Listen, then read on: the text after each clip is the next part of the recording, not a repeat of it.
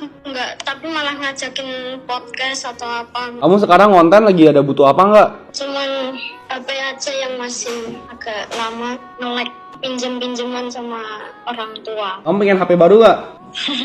Pengen sih. Di sini. Influencer TikTok Willy Salim baru-baru ini menghubungi seorang konten kreator pemula untuk diberikan hadiah. Dalam hal ini, konten kreator yang dihubungi Willy Salim itu sempat menjadi korban dari konten video editor bernama Matt Dick.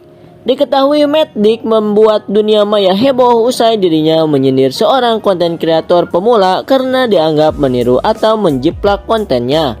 Alih-alih mendapat dukungan, konten sindiran Matt Dick kemudian mendapatkan banyak kecaman, termasuk dari kalangan konten kreator lainnya. Sebaliknya, konten kreator yang disindir Matt Dick justru mendapatkan dukungan dari konten kreator ternama, termasuk Willy Salim. Selanjutnya, Willy menghubungi konten kreator yang diketahui berasal dari Semarang tersebut melalui video call. Dilansir dari TikTok @WillySalim oleh Gora Juara, Willy mulanya bertanya perihal kabar dan tempat tinggal sang konten kreator. Selanjutnya, Willy juga menanyakan perihal hubungan sang konten kreator dengan Matt Dick saat video keduanya viral di jagat TikTok.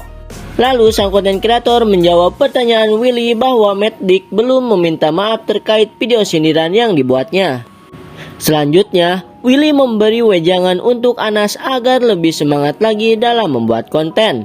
Tak hanya itu, Willy juga menjelaskan bahwa dia juga dahulu sama dengan konten kreator pemula lainnya. Dalam hal ini, Willy mengaku sempat kesulitan untuk mendapatkan penonton atas video atau konten yang dibuatnya tersebut. Hal tersebut kemudian membuat Willy belajar hingga saat ini, di mana kini dia sudah terkenal sebagai sosok influencer nasional yang terbilang sukses. Lalu Willy juga bertanya kepada sang konten kreator perihal alat pendukung konten yang dibutuhkan.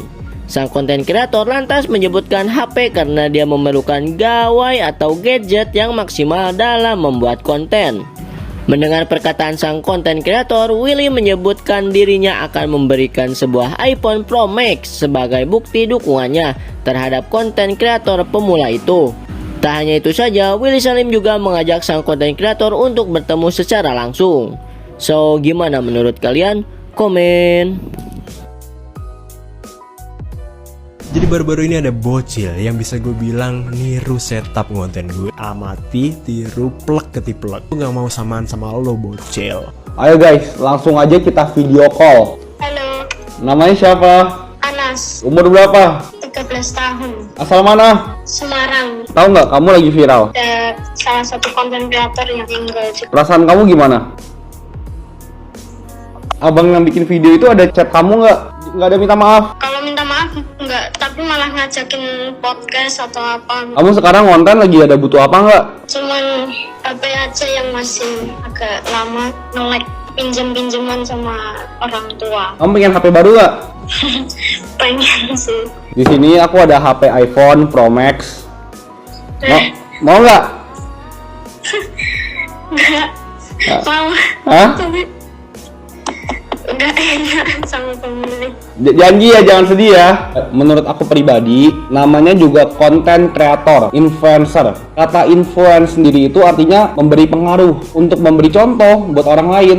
Bingung, aneh aja sama perkara background aja dipermasalahin. Kamu masih belajar, nggak seharusnya dia kayak gitu. Walaupun sekarang followers aku udah besar, Udah 50-an juta nih. tapi dulu aku juga pernah bikin video nggak ada yang nonton, nggak tiba-tiba langsung berhasil. Kalau ada yang nyinyir, rendahin kamu, pokoknya aku di sini. Kita ketemu yuk.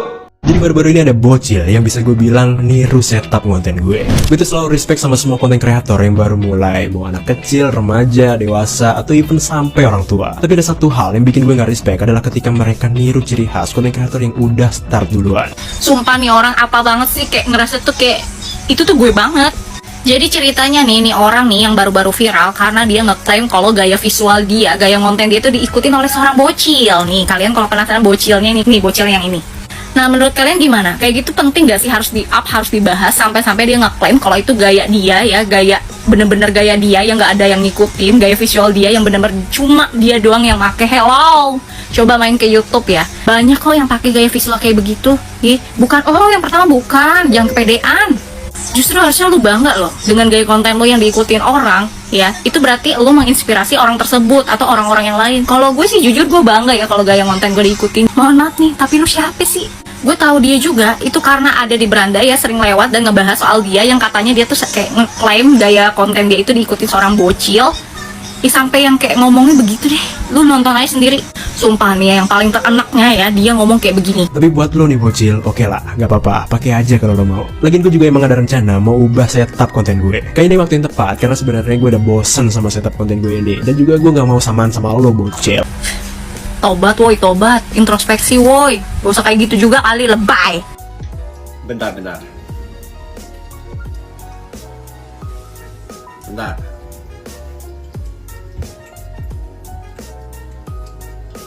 Oke.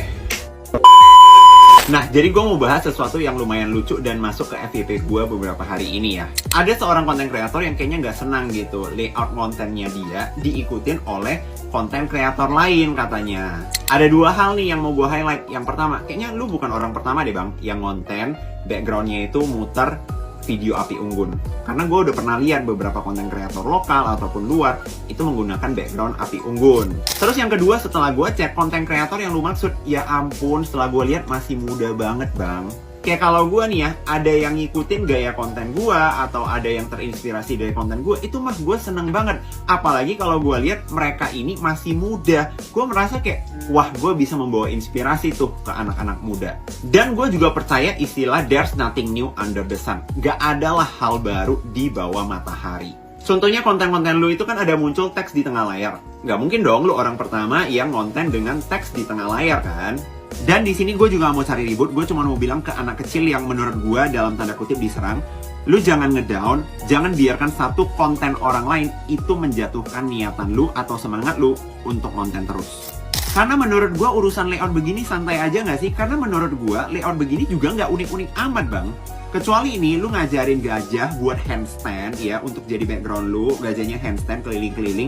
Nah itu unik tuh. Kalau ada konten kreator lain yang juga ngajarin gajah buat handstand untuk jadi background kontennya dia, nah mungkin lu bisa protes. Kayak contohnya kan sekarang banyak konten kreator yang bikin konten sound viral dan trend TikTok. Nah kan bisa dibilang dua jenis konten itu gua nih yang mempopulerkan. Walaupun gua nggak bilang gua orang pertama yang buat ya, karena gua juga nggak yakin apakah gua orang pertama yang buat. Nah kalau gua nih, gua malah seneng kalau misalnya ada orang lain yang bisa terinspirasi dari konten gua. Dan akhirnya mereka juga bisa FYP tuh karena terinspirasi dari konten-konten gua. Intinya begini deh, buat teman-teman yang mau copy paste plug ATM, terserah deh apa istilahnya, konten-konten gua itu silahkan.